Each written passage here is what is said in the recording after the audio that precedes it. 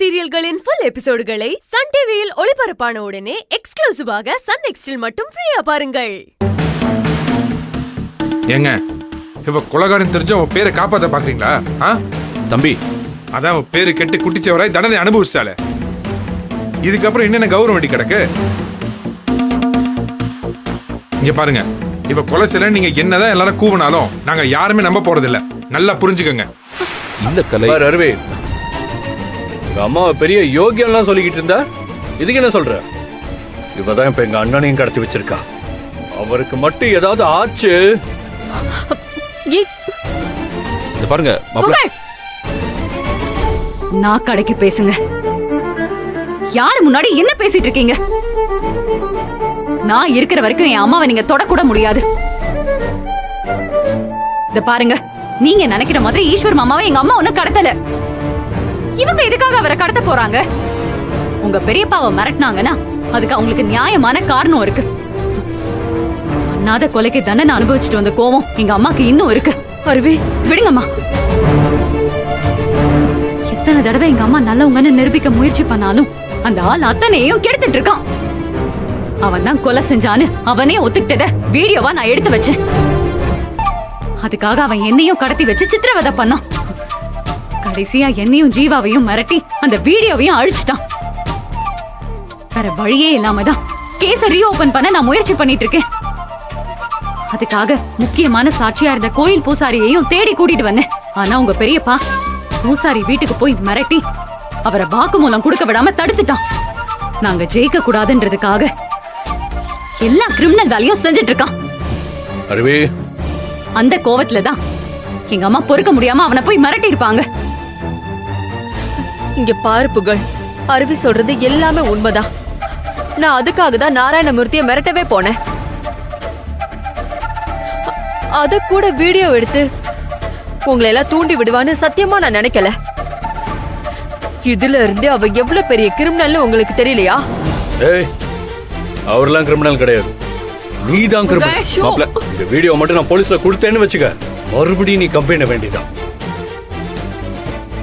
மாப்ள, ஆரம்பத்துல இருந்தே நாங்க சொல்றது எதுவுமே நீங்க கேக்குறது இல்ல. நீங்க அந்த ஆளு மேல ஓவரா நம்பிக்கை வச்சு நீங்க ஏமாந்துட்டு இருக்கீங்க மாப்ள. நான் சொல்றத தயவு செஞ்சு நம்புங்க. உங்க பெரியப்பா ரொம்ப தப்பானவரு, அவரை நம்பாதீங்க. நீங்க என் தங்கச்சியை எதிரியா பாக்குறத விட்டுட்டு அவ சொல்றது உண்மையா இல்லையான்னு கொஞ்சம் ஆராய்ச்சி பண்ணி பாருங்களேன். நாங்க சொல்றதுக்காக நீங்க கொஞ்சம் அவரை நல்லா கவனிச்சு பாருங்க. நம்ம குடும்பத்துல நடக்கிற எல்லா பிரச்சனைக்கும் காரணமே அந்த நாராயணமூர்த்தி தான். மாப்ள, நாம ஒத்துமையா இருந்தோம்னு வச்சுக்கோங்களேன், அவங்கிட்ட இருந்து உண்மையை வர வைக்க முடியும். சும்மா நிறுத்துறீங்களா? உங்க தங்கச்சிங்க பெரியப்பாவை சுட முயற்சி பண்ணிருக்கான்னு உங்ககிட்ட ஆதாரத்தோட காட்டியிருக்கோம். ஆனா அதை மறைக்கிறதுக்கு நீங்க என்னென்னமோ கதை சொல்லிட்டு இருக்கீங்க. ஐயோ தம்பி, இங்க பாருங்க மாப்பிள்ள, நான் உங்க பெரியப்பாவை மிரட்டினதெல்லாம் உண்மைதான். அதுக்கு என்ன காரணங்கிறத என் பொண்ணு அருவியே சொல்லிட்டா. அதை தவிர வேற எந்த காரணமும் எனக்கு இல்ல. ஆனா ஈஸ்வர் காணாம போனதுக்கு சத்தியமா நான் காரணம் இல்ல புகழ். நான் சொல்றத கொஞ்சமாவது நம்பு. போதும், நிறுத்து. நீ சொல்றத நம்புறதுக்கு நாங்க ஒண்ணும் முட்டாள் இல்ல. நீ என்னதான் முயற்சி பண்ணாலும் நல்லவன் நிரூபிக்க முடியாது உன்னால. பார், முதல்ல எங்க அண்ணனை கடத்துறதுக்கு நீ பதில் சொல்லியே ஆகணும். அத எங்க அம்மாக்கும் அதுக்கும் எந்த சம்பந்தமும் இல்லைன்னு சொல்றாங்கல்ல, நம்பவே மாட்டீங்க. ஏய், நீ வாய மூடு. கலை, நீ தாண்டி எல்லாத்துக்கும் காரணம். எங்க அண்ணன் மட்டும் வராம இருக்கட்டும், இன்னும் நீ என்ன கதி ஆக போறன்னு பாரு. மாமா, நாங்க என்ன சொன்னாலும் நீங்க ரெண்டு பேரும் நம்ப போறது இல்ல. ஆனா ஒரு நாள் எல்லாத்துக்குமே நீங்க ரெண்டு பேரும் வருத்தப்படுவீங்க. எங்க அம்மா தப்பு செய்யலன்னு நான் கண்டிப்பா நிரூபிப்பேன். எங்க அம்மாவை மரியாதை இல்லாம நடத்தினதுக்காக நீங்க ரெண்டு பேரும் கண்டிப்பா எங்க அம்மா கிட்ட மன்னிப்பு கேட்பீங்க. பார், நான் இவகிட்ட எல்லாம் மன்னிப்பு கேட்பேன்னு கனவுல கூட நினைக்காத. எங்க அண்ணன் எந்த பிரச்சனையும் இல்லாம வீட்டுக்கு வந்து சேரணும். இல்ல அப்ப சொன்னதான் சொல்றேன், உயிரோடவே இருக்க மாட்டேன். மாப்ள, வாண மாப்ள,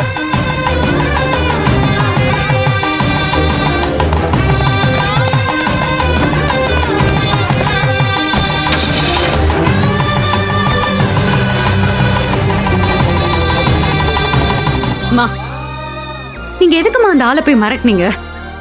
இப்ப பாருங்க, அந்த வீடியோவை எடுத்து வச்சுக்கிட்டு நம்மள பத்தி உங்ககிட்ட தப்பான எண்ணத்தை உருவாக்கிட்டான்.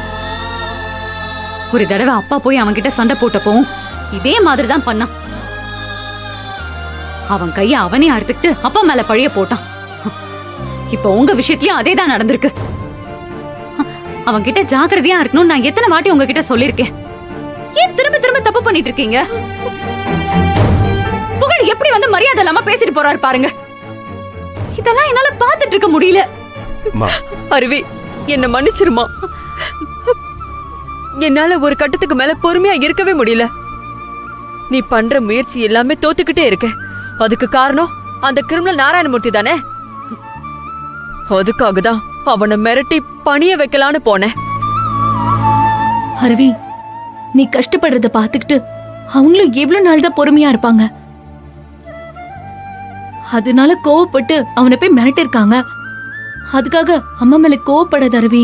அருவி, சங்கரி நேர்மையானவம்மா.